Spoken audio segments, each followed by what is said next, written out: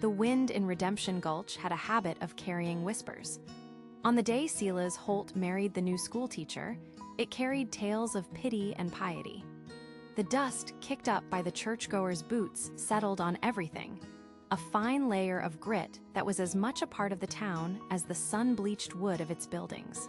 Inside the small, sweltering church, Reverend Miller's voice droned on, a familiar comfort against the oppressive heat. Silas stood tall and broad-shouldered, a man the town looked upon with respect. He was a rancher who'd faced hardship, his partner Jacob having mysteriously vanished just a few months prior, leaving Silas to manage their sprawling property alone. Beside him, Alara was a slip of a thing, her face obscured by a simple veil. She'd arrived on the stagecoach 2 seasons ago, a beautiful woman with eyes that held a deep, settled sorrow and a silence that was absolute. She carried a small slate and a piece of chalk, her only voice in a world that didn't know what to do with her. The town settled on pity. And now, they saw Silas's proposal not as a union of love, but as an act of profound charity. "A saint taking on a broken bird like that," mumbled Martha, the baker's wife, from the second pew. Alara didn't need to hear the words. She could feel the weight of their condescension like a physical shroud. When the Reverend asked for her vow, she simply nodded, a sharp, deliberate motion. The silence that followed was heavier than any spoken oath. The ride to the Holt Ranch was a rattling, jarring affair.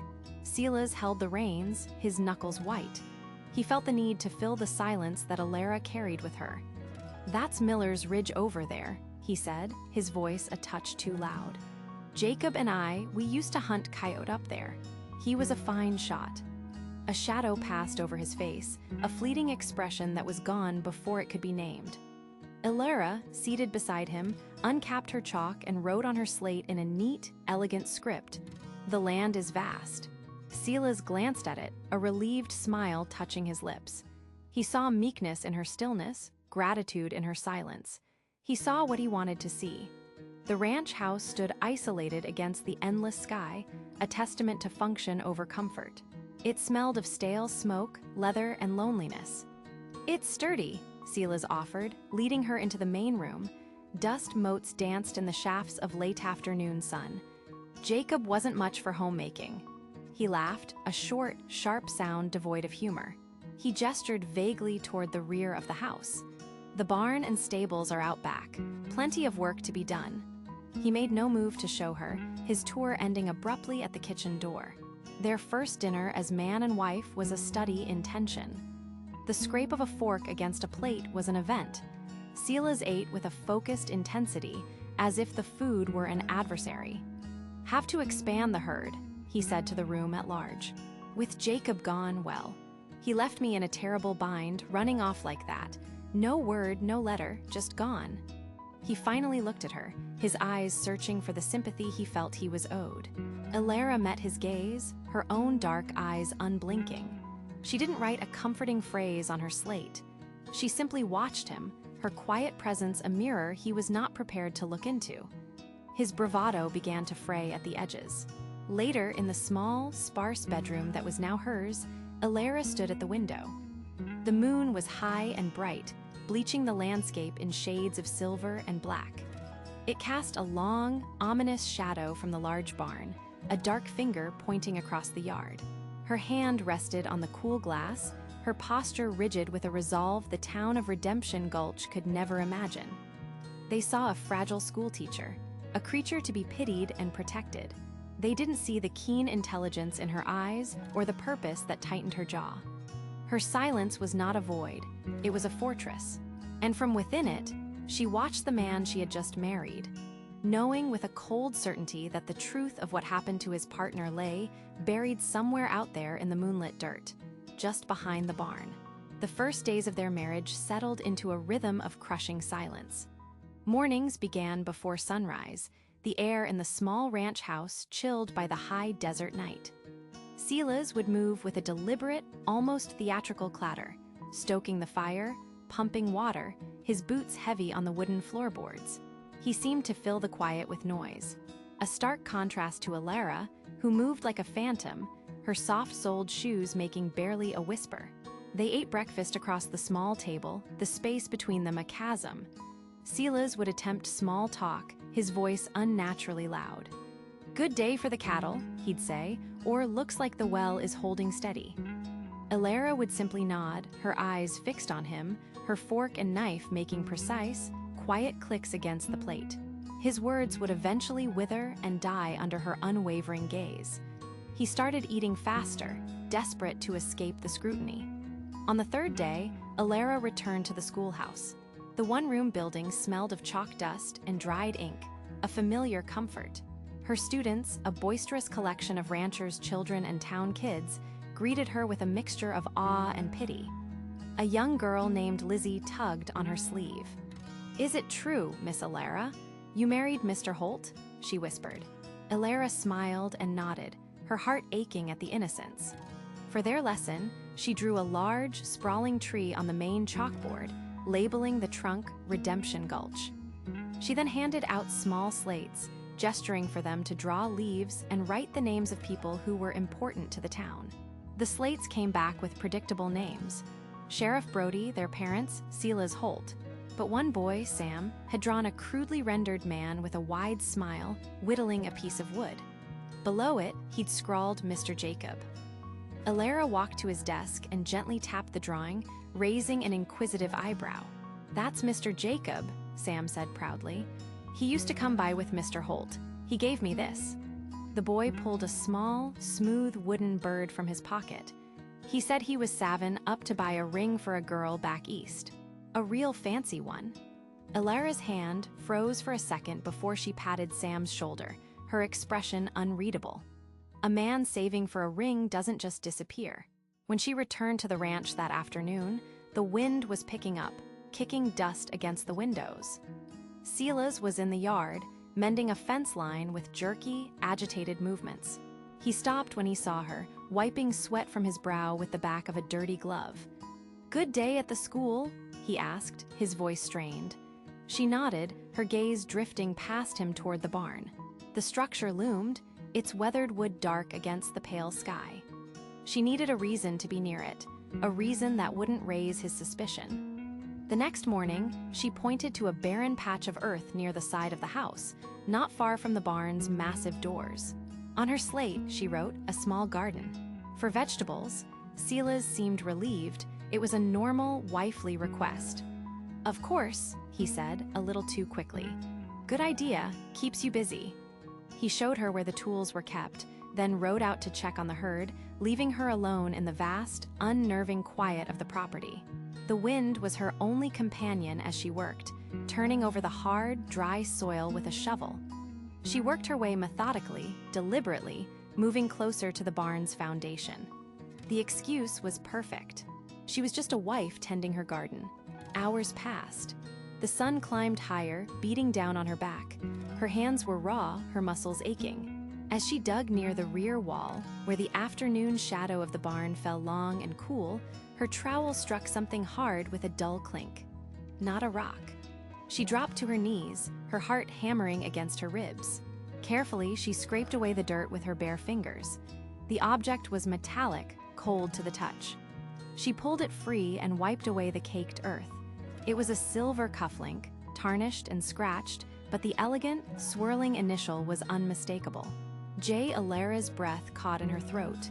She closed her fist around it, the metal pressing into her palm. There was no more doubt.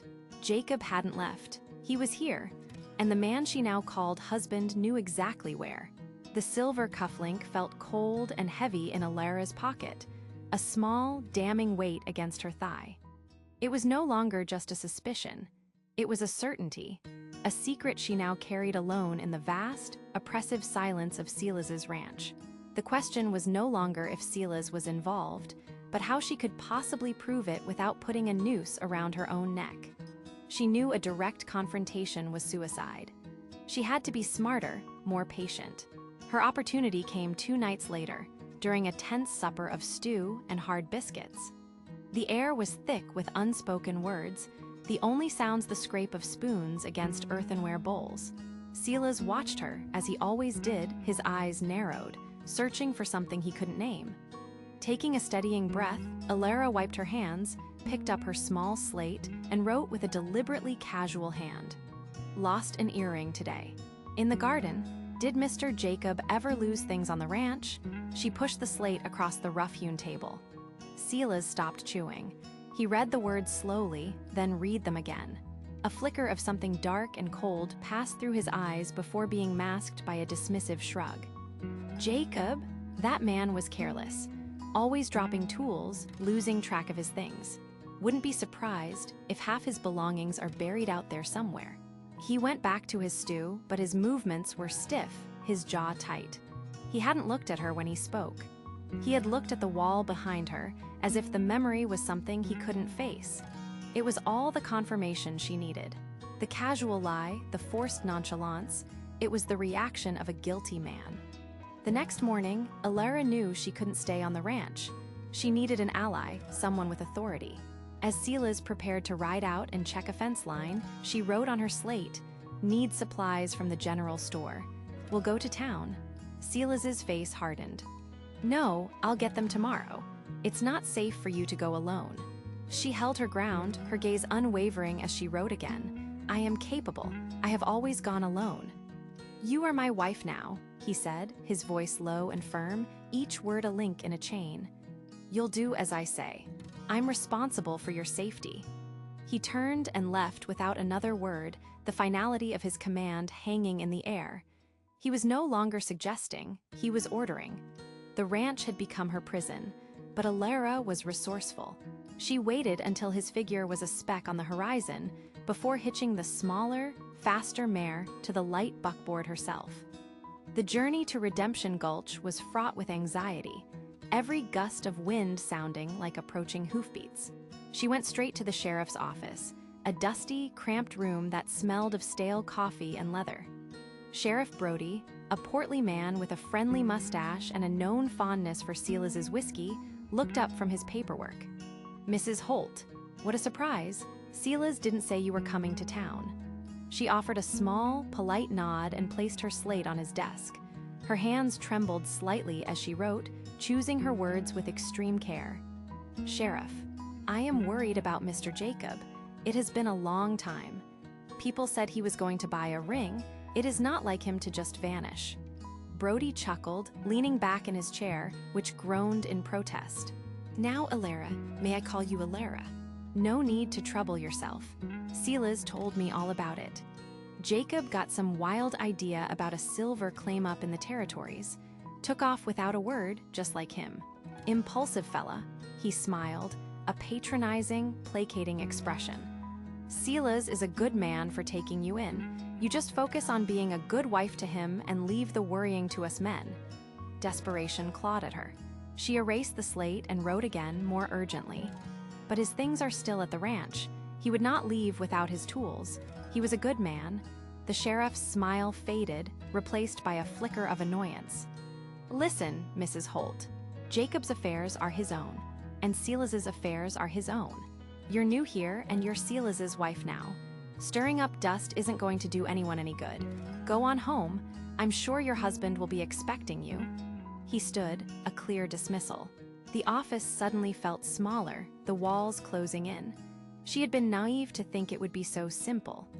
The law in Redemption Gulch wasn't a building or a badge. It was a friendship between powerful men, and she was an outsider. Defeated, she walked out into the harsh sunlight, her isolation more profound than ever. She was truly, utterly alone.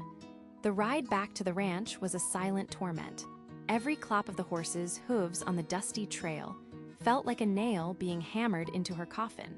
The sun, once a symbol of life and clarity, now seemed to bake the very hope from the landscape, leaving behind a brittle, desolate world.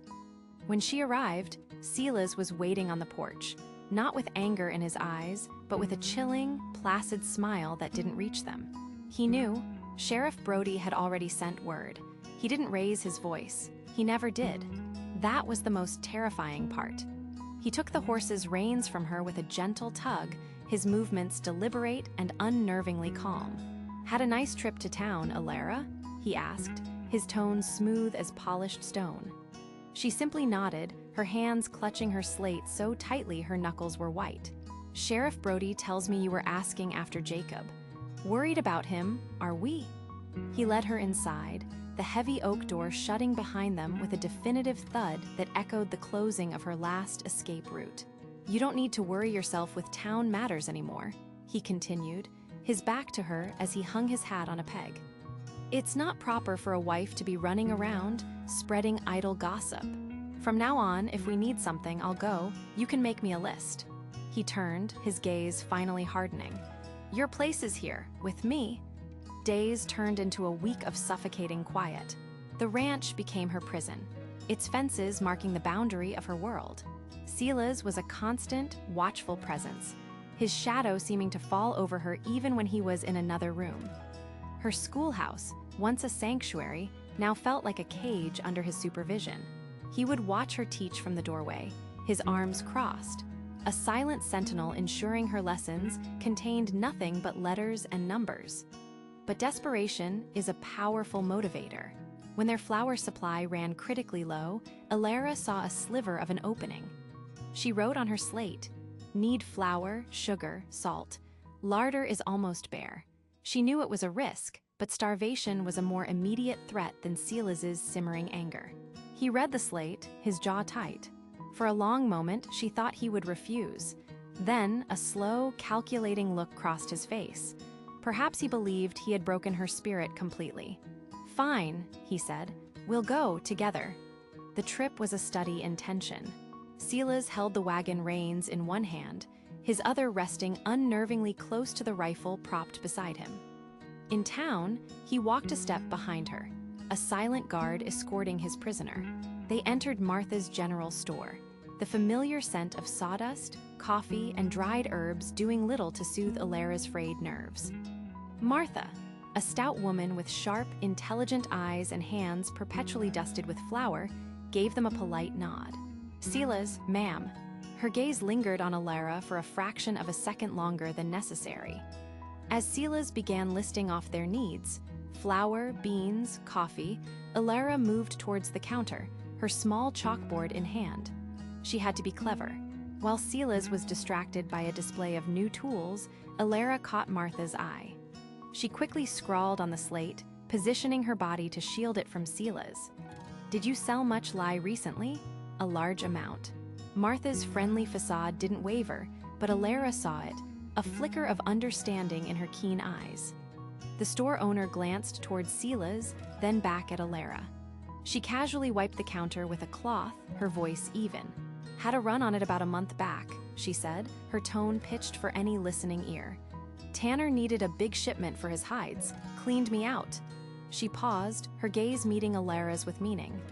"Funny thing, though. He never came to pick up that last sack. Still got it in the back, if you're asking." It wasn't a confession, but it was everything. Jacob had disappeared about a month ago. A large, unclaimed order of lye, a substance that could be used for many things, including accelerating the decomposition of a body. Silas's voice cut through the air. "Alara, we have what we need.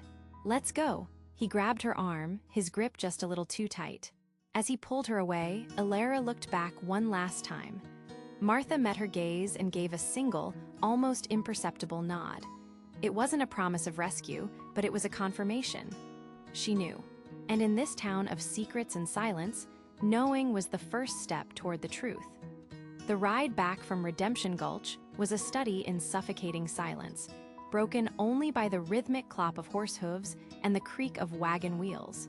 The late afternoon sun cast long, distorted shadows that stretched across the dusty road like grasping fingers. Silas held the reins with a white-knuckled grip. His jaw set so tightly, a muscle jumped in his cheek. He didn't look at Alara, but she could feel the weight of his gaze, a palpable pressure that made the air in the wagon feel thin and hard to breathe. "Martha was talkative today," he finally said, his voice a low rumble that did nothing to calm the wild fluttering in Alara's chest. "You two seem to have a lot to discuss for a woman who can't speak." Alara kept her eyes fixed on the distant, hazy line of the mountains. She reached for the small slate on her lap, her movements deliberately slow and measured. She wrote she was telling me about new fabric shipments. She held it up for him to see. He glanced at it, his eyes narrowing with suspicion before returning to the road. Is that so? Seemed more important than fabric. She didn't write anything further. Her silence, once a shield of pity, was now her most effective weapon and her most dangerous liability. It allowed others to project their own assumptions onto her, but it also left her unable to quickly defend herself. She let his accusation hang in the air, knowing that any further attempt to explain would only deepen his paranoia. The rest of the journey passed in a tense, unspoken standoff. For the next week, the ranch became a smaller, more fortified prison. Silas was a constant shadow. He found reasons to be near the house, mending tack on the porch instead of in the barn, sharpening tools in the kitchen, his presence a constant, oppressive weight. He stopped letting her tend the new garden near the barn alone, insisting on helping her, his large frame looming over her as she pulled weeds, his silence more menacing than any threat. Elara knew she needed to get back to Martha, but the opportunity seemed impossible. Her chance came, as it often did, from an act of quiet desperation. One evening, while preparing supper, she accidentally knocked the large sack of flour off the counter, its contents spilling across the rough-hewn floorboards in a white cloud. She looked at the mess with wide, apologetic eyes when Silas stormed in at the sound. His face was a thundercloud of fury, but her panicked, helpless expression seemed to placate him slightly. He grumbled about her clumsiness, but conceded that she would have to go to town for more flour the next day. "I'm coming with you," he stated, leaving no room for argument. "Can't have you spilling the whole store." The next day, they entered Martha's general store, and the air immediately crackled with unspoken meaning. Martha's warm smile was for both of them, but her eyes, for a fleeting second, met Elara's with a look of sharp intelligence and concern.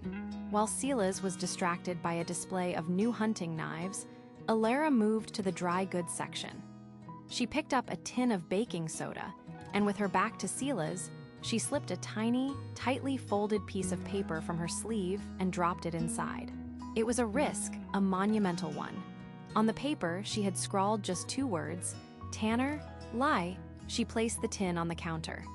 A few minutes later, as Martha was tallying their purchases, she picked up the tin. "Oh dear," Martha said, shaking it lightly. "Feels nearly empty. Let me get you a fresh one from the back." It was the signal. She disappeared into the storeroom, emerging a moment later with a new tin. As she placed it in the crate with their other supplies, her fingers brushed Elara's, a brief, firm squeeze that said, "Message received." Hope, fragile but fierce, surged through Elara.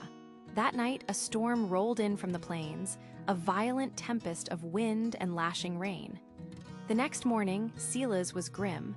"Fence is down in the north pasture," he announced, pulling on his heavy coat.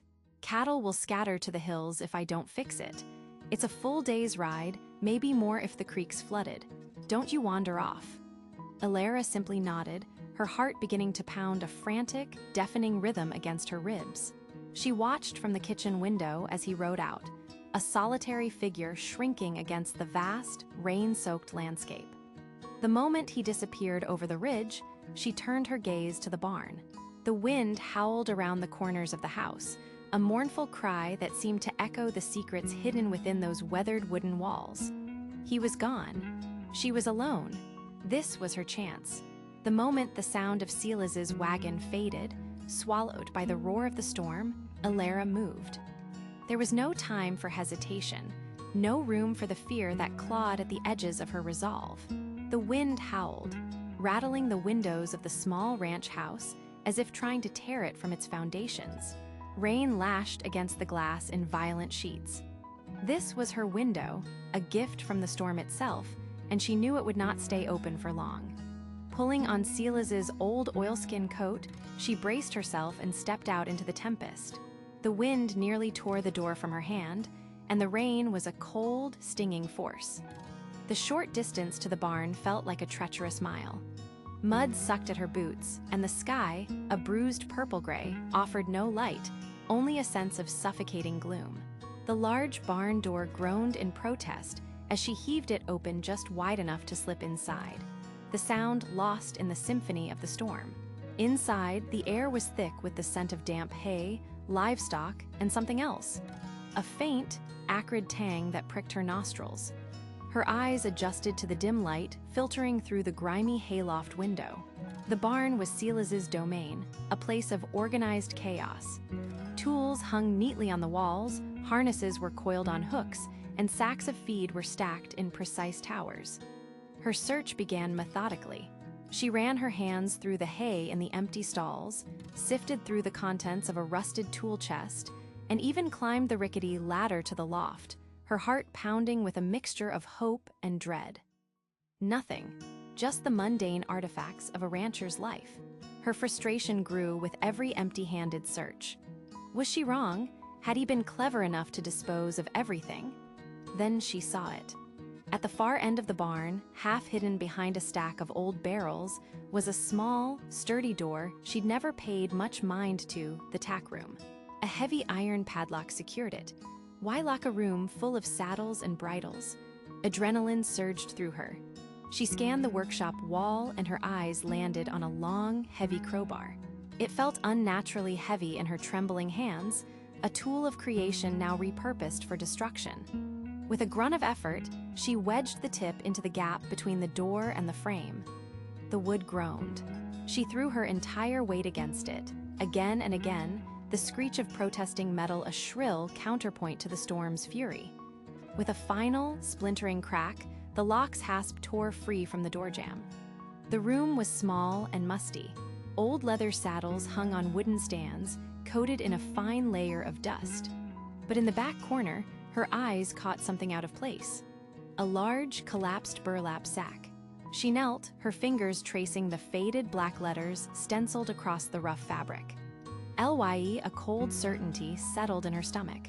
It confirmed Martha's hint, but it wasn't enough. It proved nothing on its own. As she stood, her gaze fell to the floor. Most of the floorboards were dark with age, worn smooth by decades of use. But in the center of the small room, a rectangular patch of boards was different. The wood was a shade lighter, the nail heads less rusted. He had replaced them. Her breath caught in her throat. She retrieved the crowbar. This time, the work was harder. The boards were nailed down tight. Splinters dug into her palms as she pried and strained, her muscles screaming in protest. Finally, one board gave way with a loud crack, then another. Beneath them was not solid ground, but a patch of freshly turned, dark earth. The sharp, chemical smell was much stronger here. Dropping to her knees, heedless of the dirt and grime, she began to dig with her bare hands. The soil was cold and clumpy. It clung to her fingers, packed under her nails. Deeper she dug, her frantic movements fueled by a desperate certainty. Then her fingers brushed against something hard and smooth. Not a stone. Leather. With a gasp, she carefully cleared the remaining dirt away, her hands shaking uncontrollably. It was a book. A small, leather-bound journal, its cover damp and warped from the soil. Embossed in what was once gold leaf, now tarnished and faint, were the initials, J.V. Jacobs' Journal. Triumph and terror warred within her, a dizzying, sickening combination. She had it. Undeniable proof, hidden in the earth. She clutched the journal to her chest, a silent sob of relief and horror shaking her frame. Just as she began to scramble out of the shallow hole, a sound pierced the storm's roar, a sound that froze the blood in her veins. It was distinct, rhythmic, and drawing rapidly closer. The sound of a horse's hoofbeats. Silas was coming back. The panicked thud of hooves against wet earth was the sound of her own heartbeat. Silas was back. A cold dread, sharp as shattered glass, seized Alara. In her hands, Jacob's journal felt both like a condemnation and a salvation. There was no time.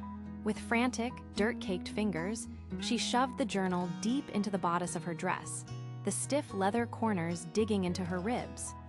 She kicked the loose soil back into the shallow grave, her movements clumsy with haste, and slammed the floorboards back into place. They sat unevenly, a glaring testament to her trespass. The hayloft. It was her only chance. Alara scrambled up the rough-hewn ladder, splinters snagging her skirt, and burrowed into the fragrant, dusty hay just as the massive barn door groaned open, casting a sliver of weak, stormy light across the floor. Silas stood there, silhouetted and dripping, his face a thunderous mask of fury. The mended fence must not have held. His eyes, accustomed to the dim interior, swept the barn and landed instantly on the disturbed floorboards. The slight misalignment, the fresh earth clinging to the edges, it was all he needed to see. "Elara," he called, his voice deceptively soft, a predator's croon. He took a slow step inside, his gaze lifting, methodically scanning every shadow, every corner. The air grew thick, heavy with the certainty of discovery. Hiding was no longer a strategy. It was merely a delay of the inevitable. Summoning a strength she didn't know she possessed, Elara rose from the hay. She would not be found cowering like a frightened mouse. She stood at the edge of the loft, meeting his murderous gaze. His eyes widened, first in surprise, then in a cold, final understanding as he saw the defiant set of her jaw. The pretense that had defined their marriage shattered in that silent, charged moment. "So, the little mouse finally found the cheese," he sneered, his voice losing its false softness. He started towards the ladder. Jacob was weak, sentimental. He wanted to sell out, take his half, and leave me with the debt and the dirt. This ranch, it was my dream, not his. He was going to ruin it. Elara's hand instinctively went to the journal hidden against her chest. She didn't need a slate to communicate now. Her expression was her voice, unflinching, accusatory. She had heard enough confessions in the words Jacob had written. Silas's greed, his simmering resentment, his betrayal, it was all there, inked on the brittle pages. He began to climb the ladder, his heavy boots thudding on the rungs. "And you," he spat, his face contorting with rage. "The whole town pitied you. The silent, broken thing, my great act of charity. Did you think anyone would believe you over me? I'll tell them you went mad with grief, that you ran off into the storm." He was 3 rungs from the top, his hand reaching for her, when the barn door flew open with a deafening crash. Framed in the opening stood Martha, a storm lantern held high, its golden light cutting through the gloom. Behind her, his face pale and grim, was Sheriff Brody, his 6-shooter drawn and steady. "Silas," Brody's voice boomed, sharp with an authority Elara had never heard from him. "Step away from her. Now." Silas froze, his body tensed on the ladder, caught between his 2 realities. He turned, his face a mask of disbelief and fury. "Sheriff, this is a private matter between my wife and me." "Martha came to me," Brody said, taking a step forward. "Said you were supposed to be gone till morning. Said she had a bad feeling. Looks like her feelings are worth more than your word." His eyes flickered to the crooked floorboards, then back to Elara's resolute face. The pieces clicked into place, undeniable and ugly. Slowly, deliberately, Elara reached into her dress and pulled out the journal. She held it out, the damning evidence clear in the lantern light. Silas's face fell, the last of his bravado crumbling into raw, cornered desperation. It was over. "Get down from there, Silas," the sheriff ordered, his voice leaving no room for argument. "It's done." Defeated, Silas descended the ladder and stood, shoulders slumped, as Brody cuffed his hands behind his back. As he was led out into the rain, Elara finally walked to the barn door. She looked at Martha, whose worried face broke into a smile of profound relief and respect. No words were needed. In the cold, cleansing rain, Elara felt the weight of her silence lift, replaced not by a voice, but by the unshakable power of the truth she had fought so hard to unearth. A cold, bitter piece of business. He would cut out the infection to save the body. He lowered his hand, his expression hardening into stone. "Get out," he ordered, his voice flat and dead. "And if I ever see you or your bastard on Blackwood land again, I'll bury you both myself." Minutes later, Elara was wrapped in a borrowed coat, walking away from the imposing ranch house beside Elia's. They didn't look back. The vast Montana sky arched over them, no longer a ceiling to a cage, but an open promise of a new horizon. The cold wind bit at her cheeks, but for the first time in months, she felt the stirrings of warmth. She placed a hand on her belly, a silent vow to the life within, as Elias took her other hand, his grip firm and sure. Together, they walked towards an unknown future, leaving the barren land and its bitter master to the encroaching winter.